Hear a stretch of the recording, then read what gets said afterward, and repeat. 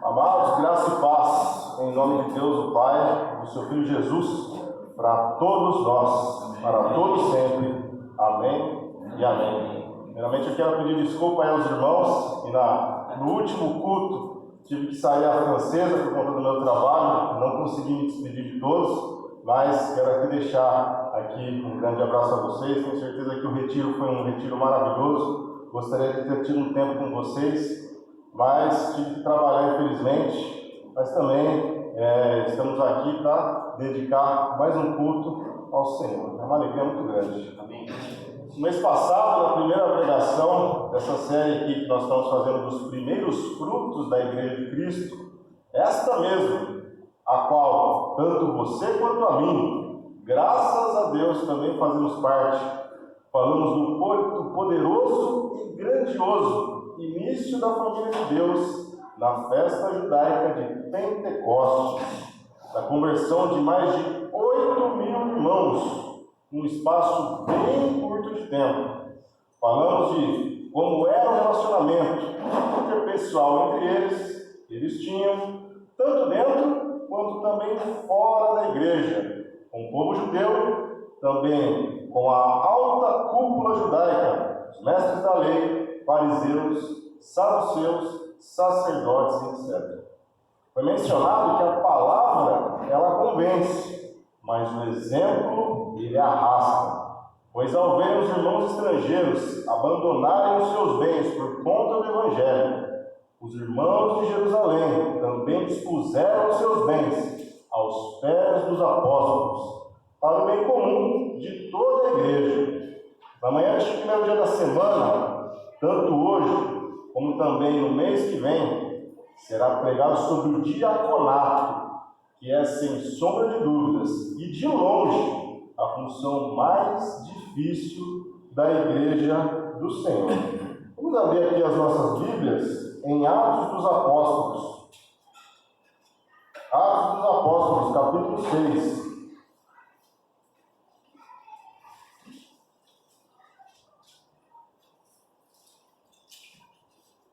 Atos dos Apóstolos, capítulo 6, a partir do versículo 1. Atos, capítulo 6, a partir do versículo 1. Do versículo 1 ao versículo 7. Diz a palavra de Deus. Naqueles dias, crescendo o número de discípulos, os judeus de fala grega, entre eles, queixaram-se dos judeus de fala hebraica, porque suas viúvas estavam sendo esquecidas na distribuição diária de alimento. Por isso, os 12 reuniram todos os discípulos e disseram: não é certo negligenciarmos o ministério da palavra de Deus, a fim de servir às mesas. Irmãos, escolham entre vocês 7 homens de bom testemunho, cheios de espírito e de sabedoria. Passaremos a eles essa tarefa e os dedicaremos à oração do ministério da palavra. Versículo 5, tal proposta agradou a todos. Então escolheram Estevão, homem cheio de fé e do Espírito Santo, além de Filipe, Prócoro, Nicanor, Timão, Pármenas e Nicolau, um convertido ao judaísmo proveniente de Antioquia. Apresentaram esses homens aos apóstolos, os quais oraram e lhes impuseram as mãos. Assim, a palavra de Deus se espalhava, crescia rapidamente o número de discípulos em Jerusalém. Também um grande número de sacerdotes obedecia à fé. Com esse espantoso crescimento da igreja, naquele momento, com mais de 8.000 discípulos, os apóstolos passaram a enfrentar também muitos problemas quanto à organização e à administração eclesiástica, ou seja, a administração na igreja, pois começaram a chegar questões como esta das viúvas de fala grega, dentre, sem dúvida nenhuma, muitas outras questões pertinentes ao corpo de Cristo. Trazendo para os nossos dias atuais, eu congrego na cidade de Campinas, lá no Guanabara, E lá possuímos mais ou menos aí uns 200 membros, com mais ou menos mais de 15 ministérios ativos. O Ministério da Palavra, com os evangelistas, o Ministério de Homens, o Ministério de Mulheres, o Sal e Luz, o qual eu participo, que ajuda pessoas em situações de rua, dentre outros ministérios. Aqui em Arthur Nogueira, a gente tem aqui o famoso Ministério de Casais. E tudo isso somente em congregações pequenas. Agora imaginemos administrar uma congregação de mais de 8.000 discípulos, muitos deles até novos na fé. E o que fazer com esse abacaxi, com este problemaço, sem prejudicar o ministério da palavra? Imagine quantos ministérios não deveriam ser criados para atender mais ou menos 8.000 membros. Coloque isso na sua mente. A solução imediata que foi encontrada, assim como está no versículo 3, foi a escolha de 7 homens de bom testemunho, cheios do Espírito Santo e também cheios de sabedoria, para tentar dar conta de toda a demanda da Igreja de Deus. E eis que surgem os 7 primeiros diáconos. A palavra diácono vem do grego diáconos, que significa servo, escravo, ajudante e ministro. Portanto, só daí já dá para entender, já dá para ter uma ideia do tamanho da missão, e que eu me recorde, eu nunca vi, e tampouco nunca vi a respeito de um escravo que tivesse vida fácil e tranquila. Pois um servo, um escravo, um ajudante, um ministro, em sua essência, devem se dedicar totalmente ao seu Senhor, e se necessário for, abdicar da própria vontade e talvez até mesmo da sua própria vida, para atender as demandas do seu dono. Talvez você esteja pensando agora na vida e no sacrifício de Jesus. Aquele sacrifício que ele fez na cruz e na atitude que você e eu, como ministros, como servos de Deus, na atitude que eu e você devemos ter, tanto dentro quanto também fora da Igreja de Cristo. Então, quando nós pensamos, quando nós verificamos a vida de Cristo Jesus, nós também nos espelhamos de como nós devemos servir, tanto dentro quanto também fora da igreja. Vamos abrir aqui no Filipenses, capítulo 2. Carta de Paulo aos Filipenses.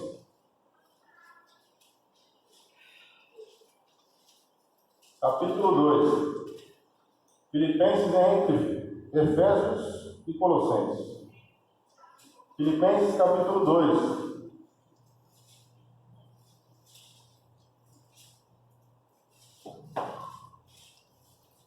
A partir do versículo 1. Filipenses capítulo 2, a partir do versículo 1. Diz a palavra: se, por estarmos em Cristo, nós temos alguma motivação, alguma exortação de amor, alguma comunhão no Espírito, alguma profunda afeição e compaixão, completem a minha alegria, tendo o mesmo modo de pensar, o mesmo amor, um só Espírito e uma só atitude. Nada façam por ambição egoísta ou por vaidade, mas humildemente considerem os outros superiores a si mesmo.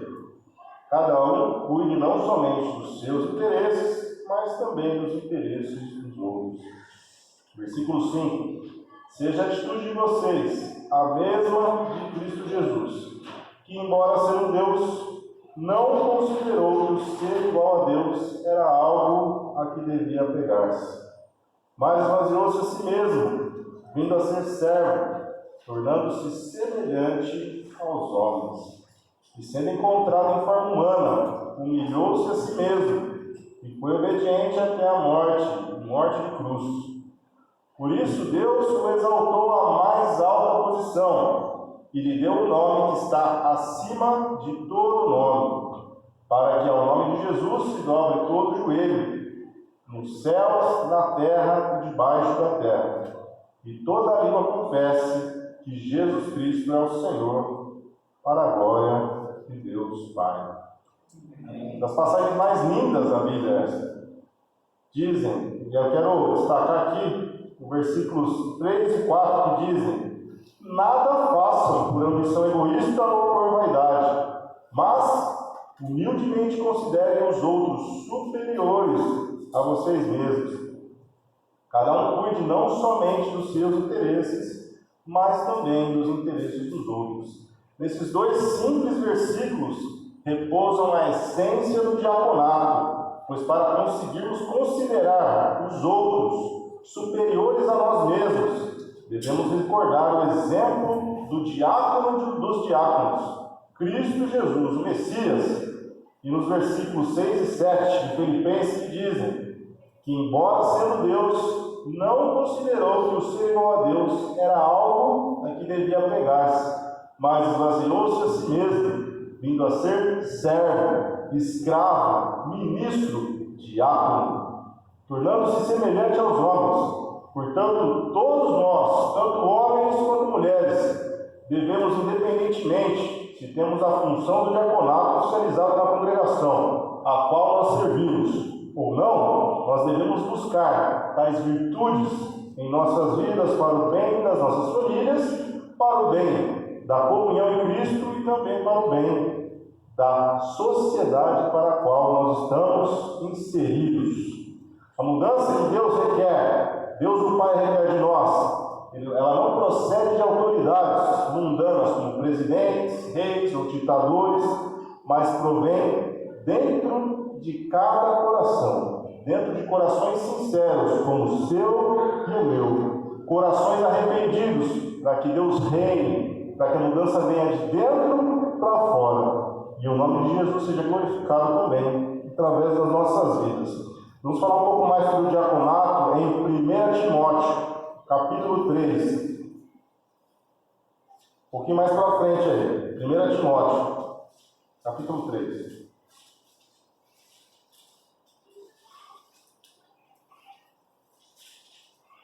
Timóteo, capítulo 3.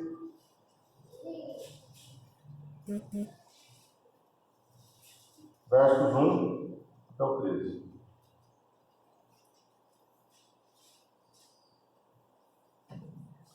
Timóteo, capítulo 3, versículo 1 ao versículo 13.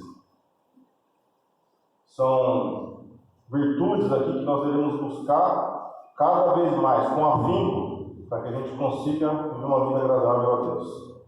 Capítulo 3. Essa afirmação é digna de confiança. Se alguém deseja ser bispo, deseja uma nobre função. É necessário, pois, que o bispo seja irrepreensível, marido de uma só mulher, moderado, sensato, respeitável, hospitaleiro e apto para ensinar. Não deve ser apegado ao vinho, nem violento, mas sim amável, pacífico e não apegado ao dinheiro. Ele deve governar bem sua própria família, tendo os filhos sujeitos a ele com toda dignidade, pois se alguém não sabe governar a própria família, como poderá cuidar da igreja de Deus? Não pode ser recém-convertido, para que não se ensoberbeça e caia na mesma condenação que caiu o diabo. Também deve ter boa reputação perante os de fora, para que não caia em descrédito, nem na cilada do diabo. Versículo 8. Os diáconos, os servos, igualmente, devem ser dignos, homens de palavra, não amigos de muito vinho, nem de lucros desonestos. Devem apegar-se ao ministério da fé com a consciência limpa. Devem ser primeiramente experimentados, depois, se não houver nada contra eles, que atuem como diáconos. As mulheres, igualmente, sejam dignas, não caluniadoras, mas sóbrias e confiáveis em tudo. O diácono deve ser marido de uma só mulher e governar bem os seus filhos e a sua própria casa. Versículo 13. Os que servirem bem alcançarão uma excelente posição e grande determinação na fé em Cristo Jesus. Escrevo-lhe estas coisas, embora espere ir vê-lo um em breve. Aqui, o Espírito Santo, através da vida do apóstolo Paulo, explanou acerca do presbitério, né? O episcopado, o bispo, que são as mesmas coisas, são similares, e também do diaconato, alguns pré-requisitos e algumas virtudes espirituais que tanto você quanto a mim devemos nos espelhar e ter como alvo, mesmo se nós não almejemos tais funções em nossas vidas. Como uma família forte e saudável, todos nós devemos ter, em todos os sentidos, uma boa reputação, sermos também servos moderados, sensatos, respeitáveis, hospitaleiros, não apegados a vinho, a muito vinho, melhor dizendo, nem a lucros desonestos. Também devemos ter filhos submissos, dentre tantas outras virtudes que nós devemos buscar com certeza. Portanto, se a congregação ainda não possui presbíteros e ou diáconos, ainda assim devemos almejar tais virtudes espirituais, tendo nosso alvo o próprio Cristo, tanto para as nossas ações de graça, quanto também para auxiliar na salvação das nossas almas, quanto à permanência no caminho correto. Agora vamos voltar aqui em Atos capítulo 6. Atos capítulo 6. A gente vai falar agora um pouco sobre Estevão, sobre a vida de Estevão. Esse grandioso exemplo de fé. Atos capítulo 6, do versículo 8 ao versículo 15. Diz a palavra: Estevão, homem cheio da graça e do poder de Deus, realizava grandes maravilhas e sinais entre o povo. Contudo, levantou-se oposição dos membros da chamada sinagoga dos libertos, dos judeus de Cirene e de Alexandria, bem como das províncias da Cilícia e da Ásia. Esses homens começaram a discutir com Estevão, mas não podiam resistir à sabedoria e ao espírito com que ele falava. Então subornaram alguns homens para dizerem: ouvimos Estevão falar palavras blasfemas contra Moisés e contra Deus. Com isso, agitaram o povo, os líderes religiosos e os mestres da lei, e prendendo Estevão, levaram-no ao sinédrio. Ali apresentaram falsas testemunhas que diziam: este homem não para de falar contra este lugar santo e contra a lei. Pois ouvimos dizer que este Jesus, o Nazareno, destruirá este lugar e mudará os costumes que Moisés nos deixou. Versículo 15. Olhando para ele, todos os que estavam sentados no sinédrio viram que o seu rosto parecia um rosto de anjo. Olha que interessante. Aqui eu convido aos irmãos, a todos nós, a realizarmos uma breve reflexão do porquê o diaconato é a função de longe mais difícil da Igreja de Cristo. De todas as congregações que eu particularmente conheci, de todos os estudos que eu já participei, dos encontros, dos congressos que eu já fui, e até mesmo do seminário que eu me formei, já encontrei muitos professores, muitos evangelistas, alguns missionários e também alguns presbíteros, mas eu particularmente nunca encontrei um homem na função de diácono, aquela função fielmente escrita na sã doutrina do Senhor. E isso é triste dizer, mas por ser a função mais penosa da Igreja do Senhor, muitos de nós nem ousam querer ser, ou mesmo nem se interessam a querer ser diáconos. E dos corajosos que tentam, assim como diz no versículo 10 de 1 Timóteo 3, devem ser primeiramente experimentados, depois, se não houver nada contra eles, que atuem como diáconos, que atuem como escravos da congregação. E eu procurei na palavra de Deus e não encontrei, mas vocês me corrijam aí se eu estiver errado. O diaconato é a única função escrita de forma expressa na palavra de Deus, e que o discípulo de Cristo deve ser primeiramente experimentado, para depois, caso não haja nada contra ele, e após passado pelo crivo de toda a congregação, e na situação de Estevão e dos outros que também passaram os primeiros diáconos, por mais de 8.000 membros, para só assim, após tudo isso, realizar de forma oficial e aprovada a função do diaconato. Obviamente que as outras funções, de presbitério, evangelismo, o ensino, através de mestres e professores, eles também devem sim passar por experimentações, porém não é uma obrigatoriedade, assim como é o diaconato. Em outras palavras, a congregação incorre em pecado, caso a congregação deixe de experimentar o diácono, coisa que não acontece com as demais funções eclesiásticas. Vamos abrir aqui em Atos, continuando em Atos capítulo 7, um pouquinho mais para frente aqui. Atos capítulo 7, versículo 1 a 3. Então, o sumo sacerdote perguntou a Estevão: são verdadeiras essas acusações? A isso ele respondeu: irmãos e pais, ouçam-me. O Deus glorioso apareceu a Abraão, nosso pai, estando ele ainda na Mesopotâmia, antes de morar em Harã, e lhe disse: saia da sua terra, no meio dos seus parentes, e vá para a terra que eu lhe mostrarei. Aqui o diácono Estevão iniciou uma das mais belas pregações, se não a mais bela pregação já feita por um discípulo de Cristo aqui na terra. E é uma pena porque, por conta do nosso tempo, a gente não poder dissecar essa pregação, que é um verdadeiro curso de teologia, uma verdadeira aula mestra de Gênesis até a volta de Cristo.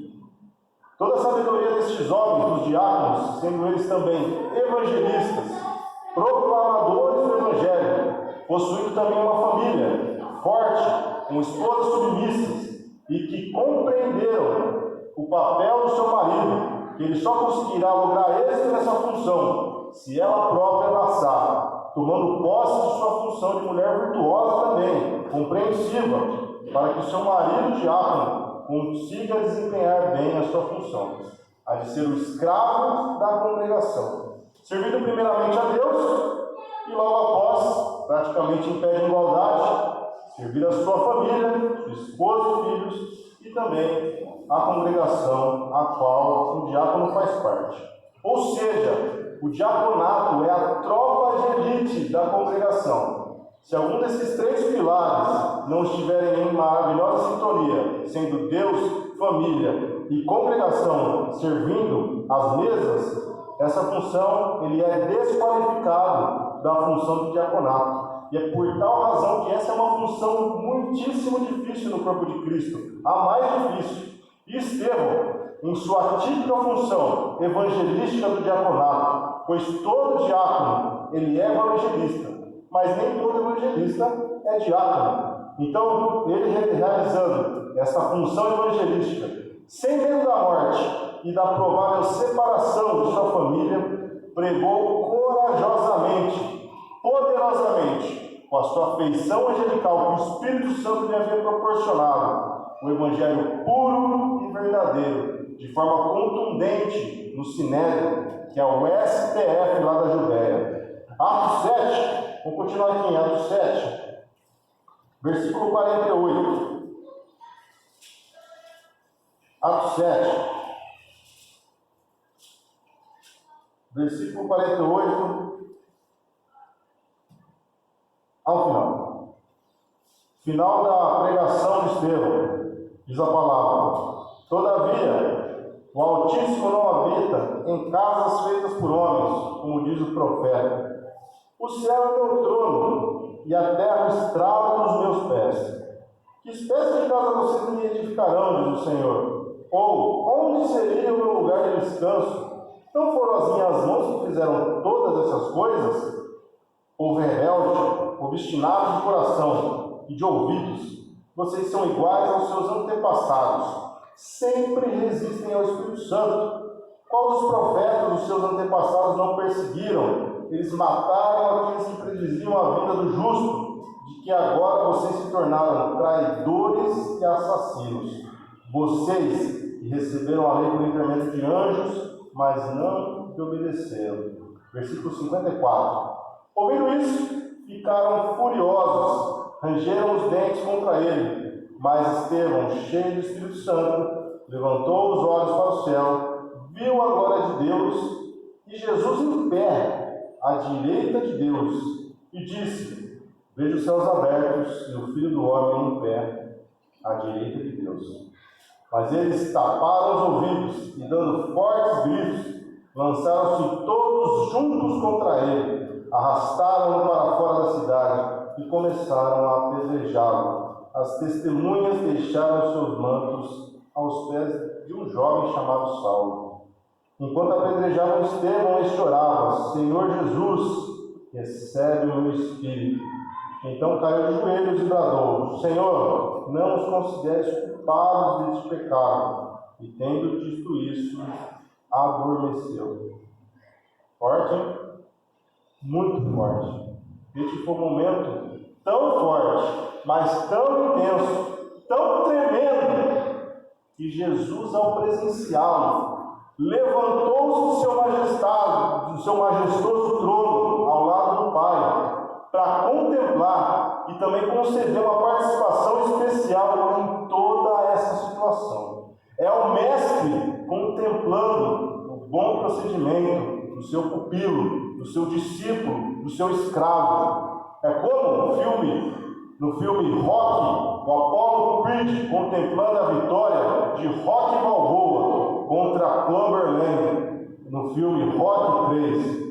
É como também em Karate Kid, quando o Sr. Miyagi, ele vê aquele chute da garça, sabe aquele chute da garça do Karate Kid contra Johnny Lawrence na final do campeonato de Karatê? É a mesma sensação do seu time de coração estar perdendo de 3-0 no primeiro tempo e virar o jogo por 4-3 com um golaço de bicicleta no último lance do jogo. Jesus fez questão de receber talvez o primeiro mártir da igreja de pé, em braços abertos. Os céus se abriram para a sua chegada e, semelhantemente ao seu bom mestre, bradou: Senhor, não consideres culpados desse pecado, da mesma forma como Jesus fez. Estevão seguiu os passos do mestre com maestria ímpar. Não colocou a sua função, nem mesmo a sua família, esposa e filhos, acima do seu amor a Jesus. Já viu alguém ter um amor semelhante a esse? Só mesmo Cristo pode ter um amor desse. Que tenhamos essa mesma atitude. Nem que eu e você morramos, nem que eu morra abandonando momentaneamente a minha família, mas ainda assim serviremos o Senhor. Serviremos o Senhor, custe o que custar, para que na hora da nossa passagem, Jesus também se coloque de pé ao lado do Pai, abra os céus para receber tanto você quanto a mim. Amém? Amém. Mês que vem, trarei aqui a terceira e última pregação sobre esses primeiros frutos da igreja, falando sobre o diácono Felipe. Vamos orar?